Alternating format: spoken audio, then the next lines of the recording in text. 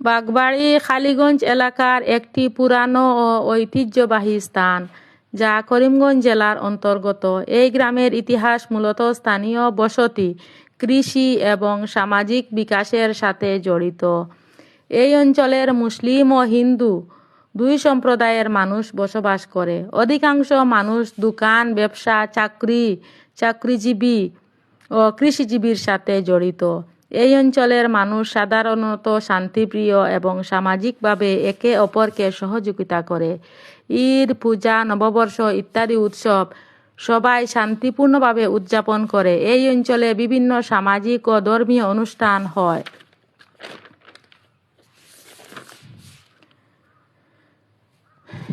বাগবাড়ি একটি উন্নত এরিয়া।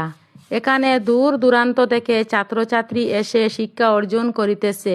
এইখানে বেশ কয়েকটি নিম্ন প্রাথমিক, উচ্চ প্রাথমিক, মাধ্যমিক, উচ্চতর বিদ্যালয় রয়েছে। স্কুলগুলা হলো Khaliganj public HS school, Shiksha বিকাশ সিনিয়র সেকেন্ডারি স্কুল, শিক্ষা বিকাশ high school, Shiksha Bikash primary school, rising sun institute, 15 number Bagbari LP school, Bagbari senior basic school. আরও অসংখ্য স্কুল এই জায়গাতে গড়ে উঠেছে। এই স্কুলগুলাতে ছাত্রছাত্রীরা পড়াশোনা করিতেছে।